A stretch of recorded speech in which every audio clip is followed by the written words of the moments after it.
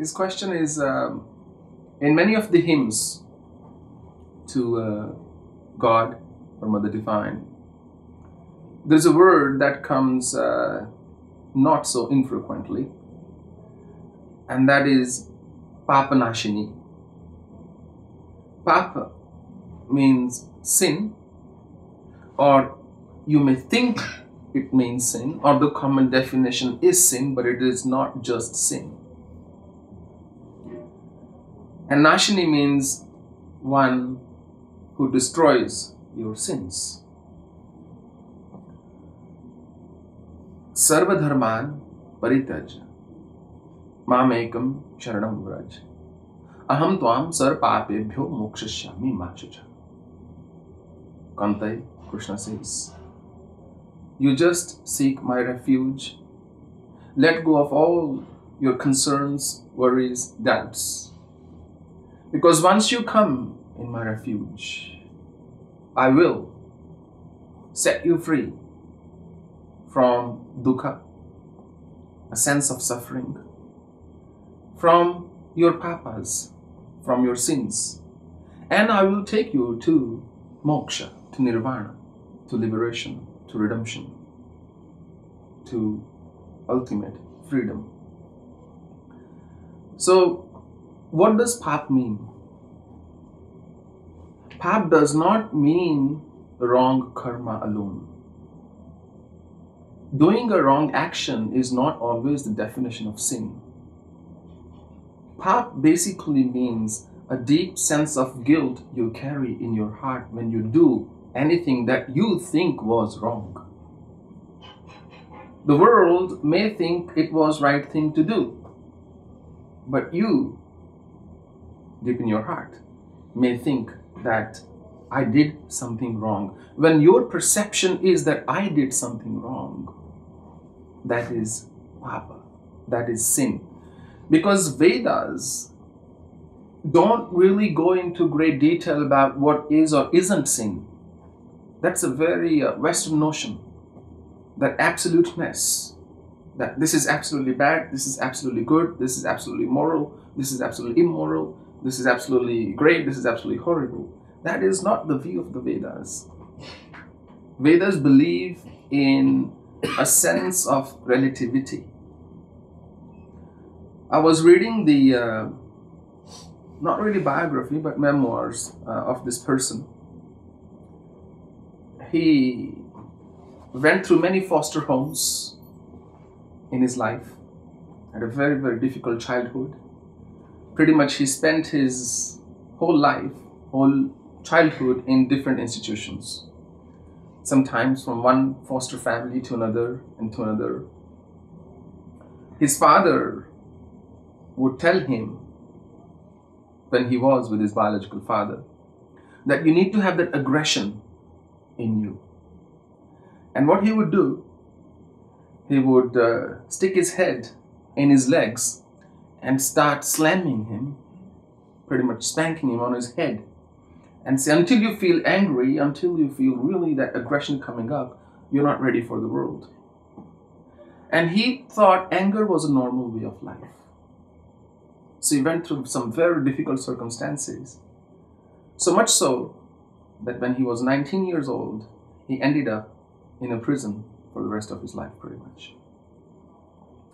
And there, he got charged with the murder of a sergeant, of a prison guard. There were 3 people involved in that murder.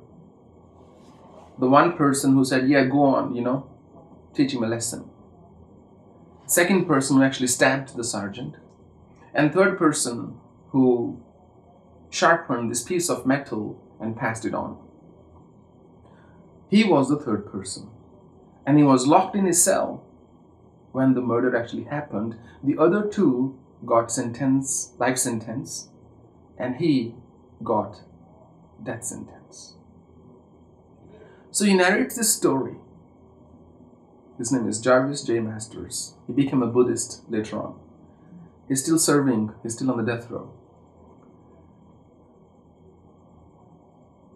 Next to his cell, there was a very young guy, a young boy, barely 17. And he had already been in prison for, I think, 7 or 8 years by that time. So he was 26 or 27. And this guy is talking to him through his cell. And while he's talking, he said, this life is shitty. This is a very difficult life. And I don't wish to live it. He said, hey, come on, man. Take it easy, You'll get used to the prison thing. Don't worry. It's another world in here. He said, no, but I don't deserve to be here. And I don't want to be here. And he said, no, I have to go. I have to go. And this is a talk that most prisoners give every now and then. So he said, look, in his heart, he's thinking, I would like to talk to this guy. Because it's just next cell.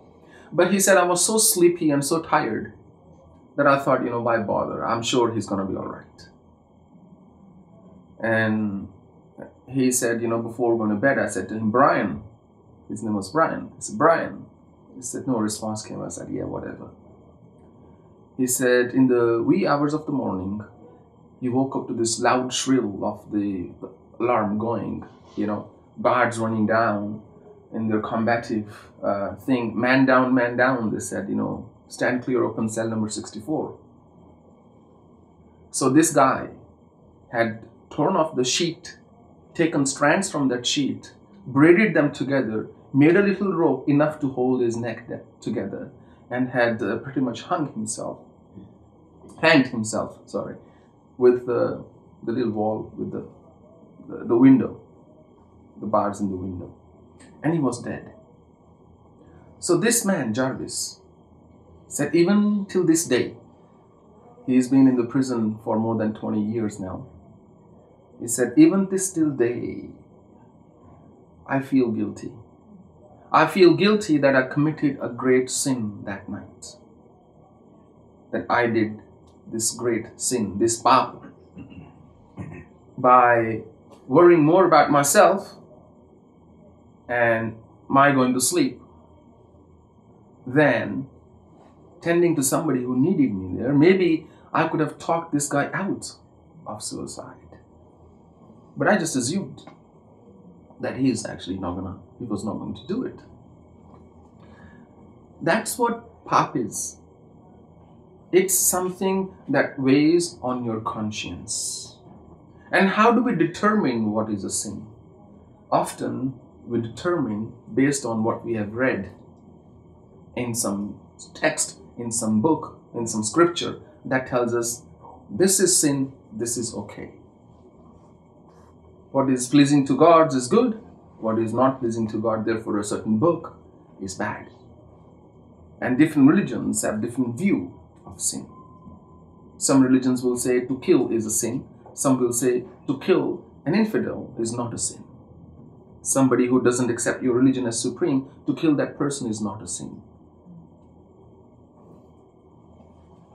So, when in these stotras and stutis, it says that I am going to set you free from your sins, basically it means that I am going to give you enough wisdom to know what is a sin and what isn't a sin. Najama tani karmani nibaddhananti dhananjaya. Udasino dasino saktam teshu karmasu.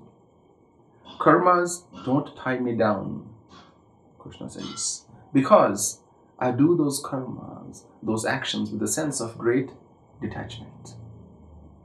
When you are not putting yourself first, when you're doing something for the world, for the other person, for greater good, how can you be tied down by that karma? You can't. If a soldier shoots somebody, he is not charged for murder, charged with murder. He or she just did his or her duty. So when you understand what is my duty, what is my moral duty, what is my social duty, and what is my spiritual duty, then you know your dharma, because duty is dharma. Any act performed in accordance with dharma can never be sin. By dharma, I don't mean religious books.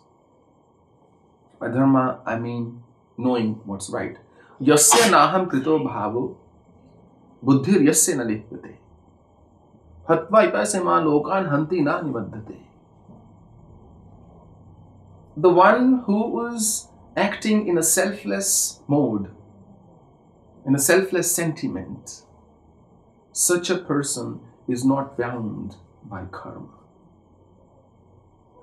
Karma is what you do selfishly. Papa. When you put yourself first, oh, I would love to have this. I don't care about the other person.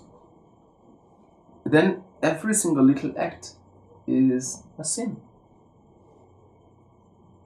And then when you pray, when you eulogize, when you sit down and meditate on the divine form, at that time, basically what's happening is you are inculcating, if you're doing it right, it would make you humble.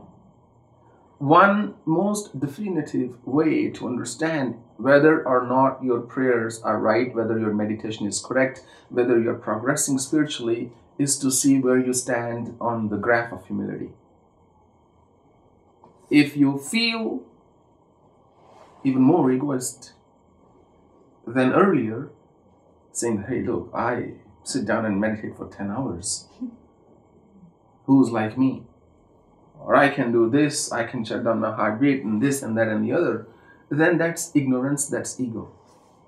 That means you are not progressing spiritually. You attained something which is pseudo-spiritual, quasi-spiritual, but not anything spiritual at all. So when you pray, when you meditate, when you chant, when you eulogize, when you chant His holy names or sing His or her glories, at that time, if you don't feel humble, you are doing papa. And they would make you humble. If you are humble, you are unlikely to hurt the other person, you see. And if you're not going to hurt the other person, you are committing no sin. And that's really the definition of sin. Anta kale cha mame smaranukta kalevaram ya paryati samadbhavam nasti yatra sanchay. At the moment of your death, whatever you meditate upon, you will become that. You will merge in whatever is your object of focus at the moment your soul leaves your body. If at that point in time you are thinking about all that your life has been, if your mind is thinking, which it would be if you haven't trained it while you were living, then you are going to come back into this world and be caught up again in the cycle of birth and death, karma and good and bad and right and wrong and so on. If at that time you can be humble and you can surrender and you can let go, you've got it. You nailed it. There is liberation just across the shore, just one step away. And that's what it means when it says Papanashini, that I will take care of you. Tesham eva nukampartam ham magyanajam tamaha nasham atma bhavasto gyanadipin bhasvata. To those who are very dear to me, I go and seat myself in their consciousness, in their chitta, in their mind that's forever moving, in their hearts, and there I light the lamp of wisdom, of insight, and then such a person would know what is the right action to take at any point in time. So that light is wisdom, that light is punya. And when you do anything with faith, with devotion, that is punya karma.